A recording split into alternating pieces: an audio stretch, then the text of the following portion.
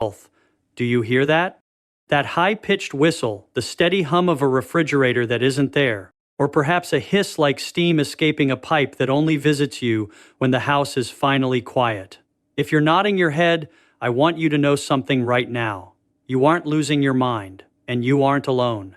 Millions of people, especially those of us over the age of 60, carry this invisible noise with them every single day. It makes it hard to focus, hard to sleep, and sometimes hard to enjoy a simple conversation with your grandchildren. Most people will tell you it's just a part of getting older. They say you just have to live with it. But what if I told you that for many of us that ringing isn't just an ear problem, it's a distress signal from your body. Think of your body like a high-tech radio. For that radio to play clear, every wire needs to be insulated and the battery needs to be full. If a wire is frayed or a mineral is missing, what do you get? Static. In medical terms, we call this ringing tinnitus, but I want you to start thinking of it as internal static. Often we go to the doctor, they check our ears, find nothing wrong, and send us home. But what we often fail to, check is the fuel our ears and brain need to stay quiet. Today we're going into the research to look at something many doctors overlook, the hidden link. There is a specific vital nutrient that your nerves depend on to stay calm. When your body is lacking this, the volume of your nervous system gets turned up to a deafening level. Now, I've spent time looking through the latest clinical studies because I believe you deserve more than just deal with it. We are going to talk about metabolic health, the way your body uses energy, and how a simple gap in your nutrition can cause your auditory nerves to misfire. We aren't going to use a bunch of complex medical jargon today. We're going to talk plainly, friend to friend, about how your ears, your brain, and your last meal are all connected. In the next few minutes, I'm going to reveal the 3 most common deficiencies that cause your ears to ring. I'll show you exactly which foods can help bridge that gap. And most importantly, I'll share a simple habit you can start tonight to help quiet the noise. If you're ready to understand what your body is trying to tell you, let's get started. And this is how we find silence. Again, to understand health. And the ringing, we first have to understand how we hear. Deep inside your ear, there is a small snail-shaped organ called the cochlea. Inside it are thousands of tiny microscopic hair cells. Think of these hairs like a beautiful field of tall grass.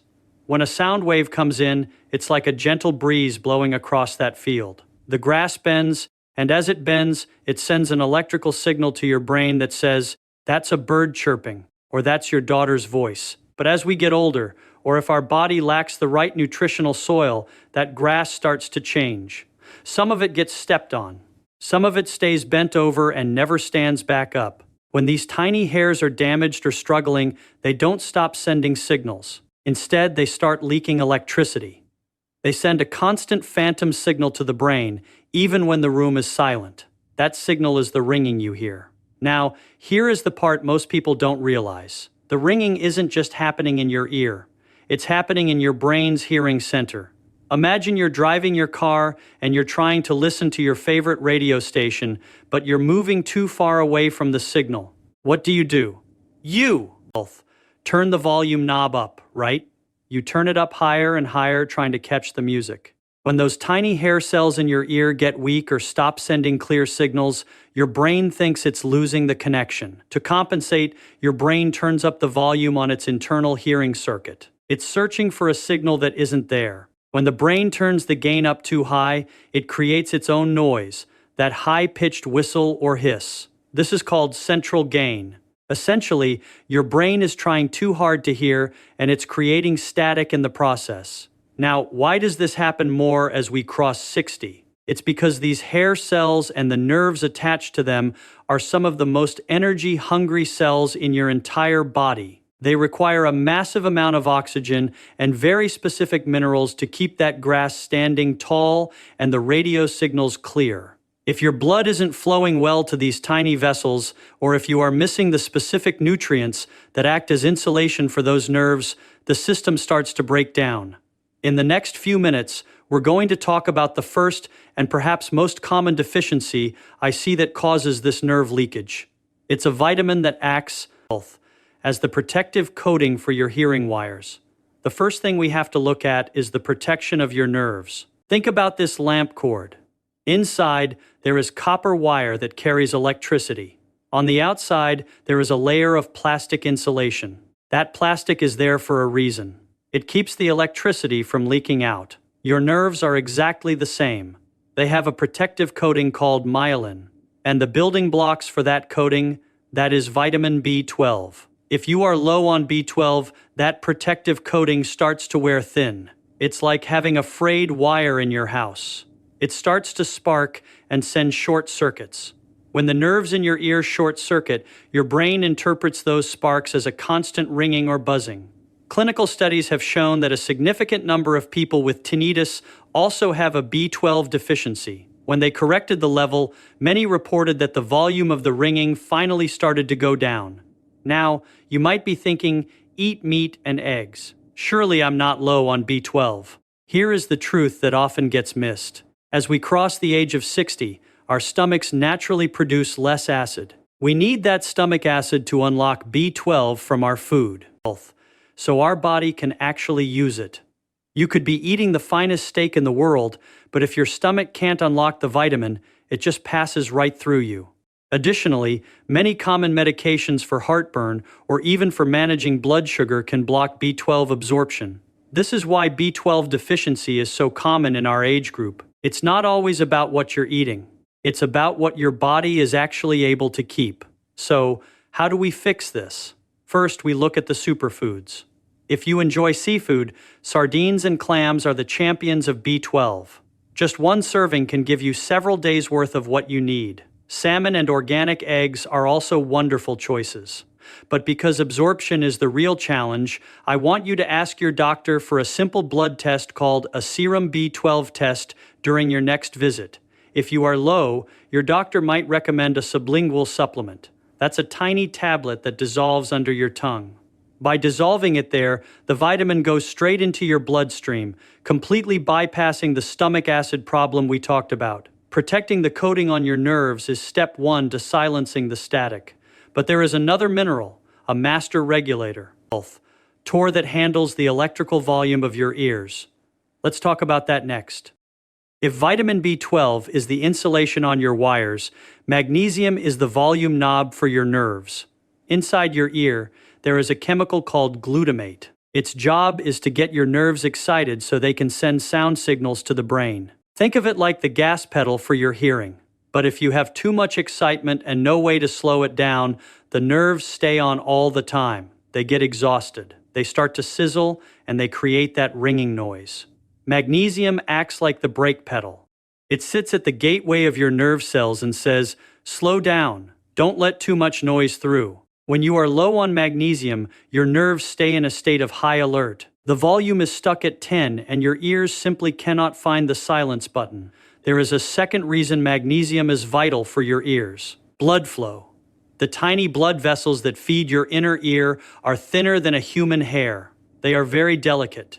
Magnesium helps the walls of your blood vessels relax. When they are relaxed, oxygen-rich blood can reach those tiny hair cells we talked about earlier.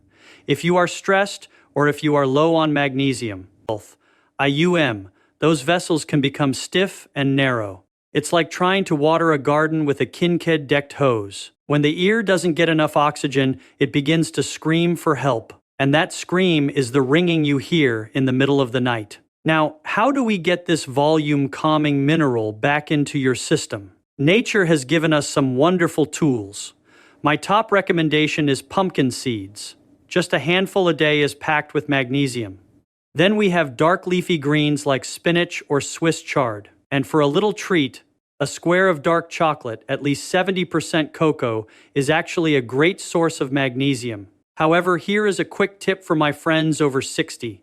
Magnesium is often depleted by caffeine, soda, and even certain water pills or diuretics for blood pressure. If you are taking those, you might need to be even more intentional about these foods. If you find that you also struggle with leg cramps at night or trouble falling asleep, that is a very strong sign that your ringing ears and your low magnesium are connected. But there is one more mineral we have to discuss. It is found in the highest concentration right inside your inner ear, and without it, your hearing shield star. health, TS to crumble. Let's look at the zinc connection. We've talked about the insulation on your wires and the volume knob for your nerves, but what about the sensors themselves? Scientists have discovered something fascinating. The inner ear contains the highest concentration of zinc in your entire body. It isn't there by accident. Zinc acts like a shield. It protects those tiny hair cells from oxidative stress, which is just a fancy medical word for the wear and tear that happens as we age. Think of zinc as the maintenance crew for your hearing. It helps repair damage and keeps the environment inside your ear stable.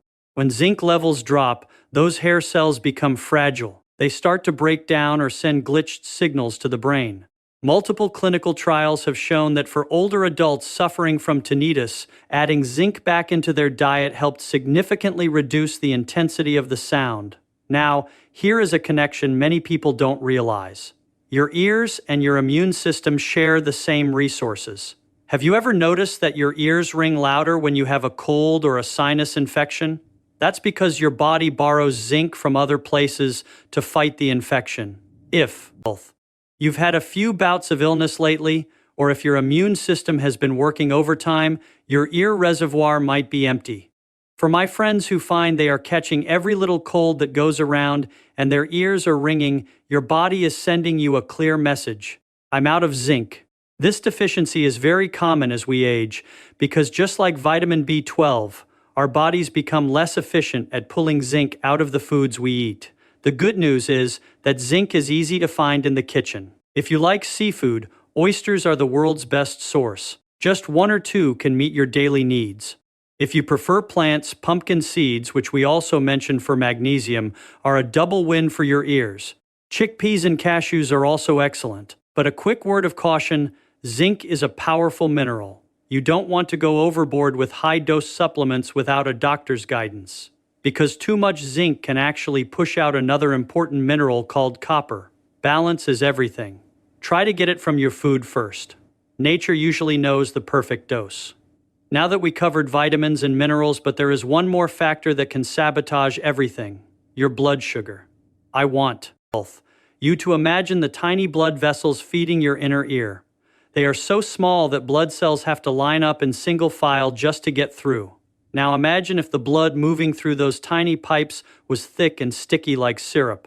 When our blood sugar is high, or more importantly, when our insulin levels are constantly elevated, it causes inflammation in these tiny vessels. It's like putting rust inside a delicate watch. If the blood can't reach the auditory nerve because the pipes are narrowed or damaged by sugar, the nerve begins to starve. And a starving nerve is a noisy nerve. Here is the most important thing I will say today. You don't have to be diabetic to have this problem.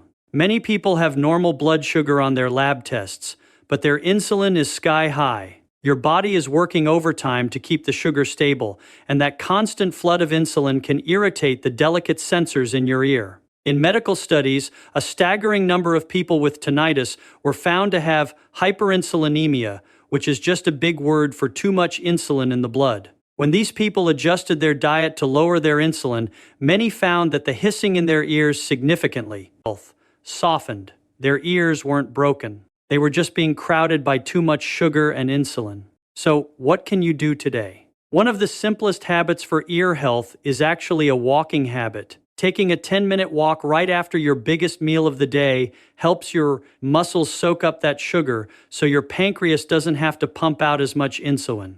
By keeping your pipes clear and your insulin low, you give those B12 and magnesium nutrients we talked about a clear path to reach your ears. You're giving your hearing system the oxygen and the quiet it's been begging for. If your ears are ringing, I don't want you to just live with it.